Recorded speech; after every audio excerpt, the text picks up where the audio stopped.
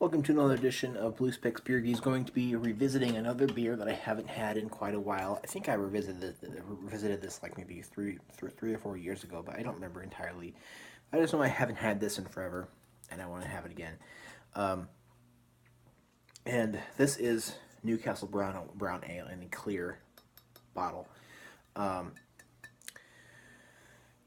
and if you know about beer and how it's preserved, the clear bottles are often not a good way. Like if you have a brown bottle like this is, you're going to be pretty safe. It's going to stay the way it's supposed to be from the moment that it's bottled until it gets to the consumer. It's going to stay that way. However, if you have a green bottle, you like with the Heineken and a lot of others, and also Grolsch. Grolsch I've never had a problem with. Heineken green bottles. If I buy Heineken, I buy the can just because that the light gets in and it gets that skunky thing going on. However, if it's new, it's not gonna have as much of a chance of that.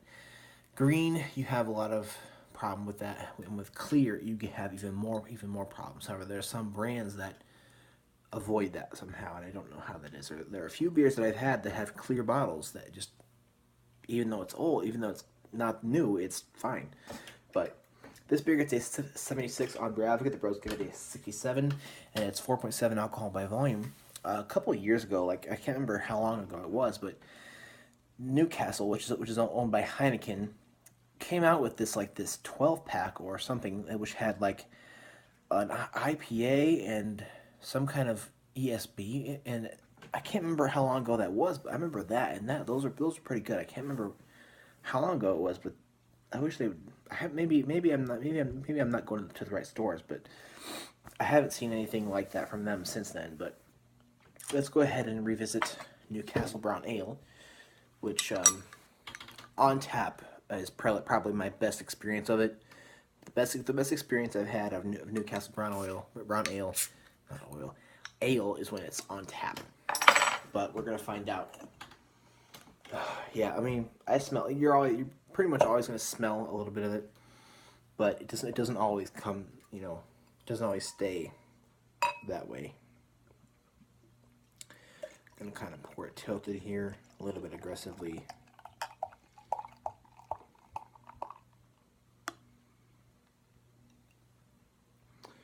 Okay.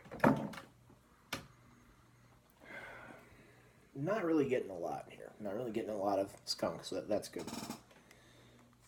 But the main question is if you get it in the taste. That's a big issue. Not really getting a lot of skunk at all, so that's good.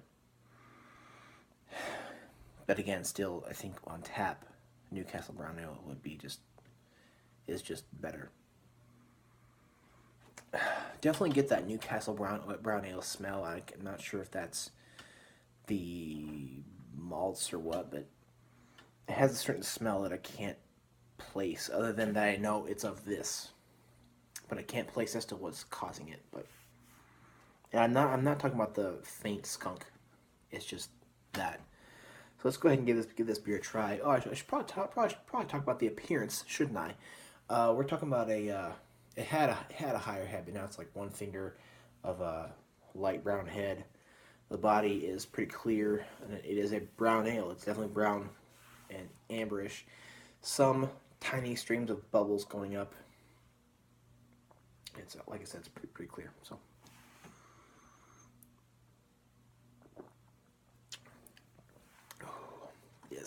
Yes. Okay, good.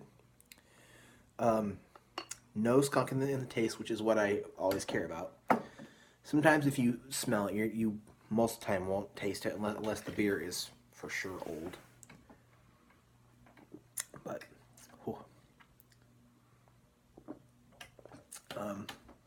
Newcastle Brown Ale is from England.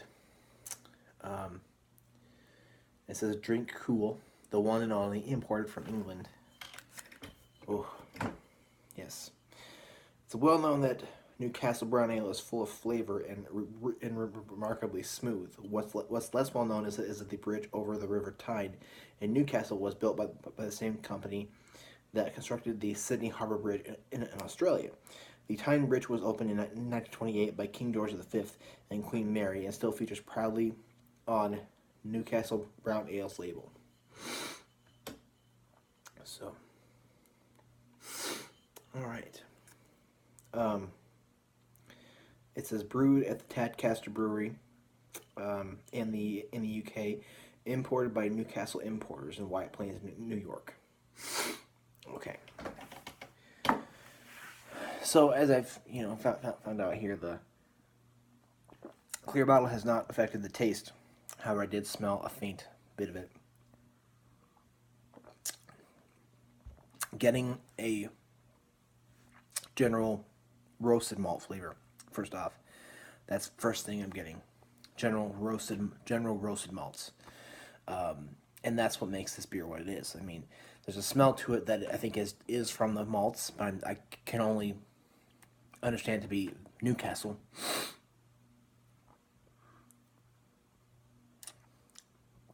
But it's just really has that first off coming roasted malts, and has a general sort of fades off into sort of a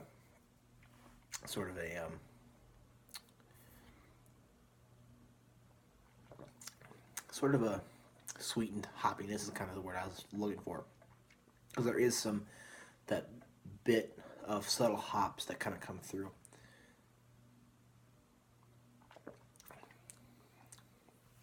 And it does kind of like leave sort of a tiny bit of bitter flavor at the end. But it really isn't bitter at all. Like on the IBU scale, it's like nothing. Which is just, in this case, it's perfect. I mean, just that flavor of the roasted malts, it kind of fades out into a sweetened hoppiness. And I shouldn't say bitterness because it really isn't any to speak of. But, oh, man. Yeah. Really is really good. I mean, I just really think it's just is classic. Newcastle Brown Ale is just a classic beer, and you can get I don't know if you can get 6-packs of it. I'm not sure, but I know that in my area you can always get these bigger bottles, and it really is fantastic. It's something that you can have every once in a while. For me, like it's not something like Miller High Life or MGD or a certain IPA that I won't disclose that I drink regularly. But it's definitely is something that is a classic.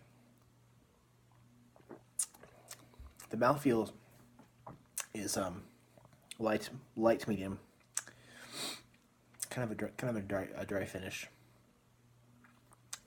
Has a very, very small amount of just that hoppy end to it that I wouldn't call crispness, but it is sort of something like that there. But damn, it's just really good. It's fantastic. I mean, it just really is. I mean, it's not the best beer you'll ever have. For me, I think it's it definitely is a minus just for grading the beer as it is. It could have more of the brown ale characteristics, and that's why it's getting an A minus, because it is on the lower end of excellent. However, it's just personally being biased, I would rate it higher because it has a classic place in the beer world that no other beer can copy. No other beer can take its place, and there are many beers that have this classic characteristic about them, and I think Miller High Life is definitely one. Yuengling, or not Yuengling, but Young's Double Chocolate Stout is one of them. There's just there are just many out there. Stone IPA is one. They have this classicness to them, which can't be copied, and because it's classic, it might not be the best, but it still has this amazingness about it. So,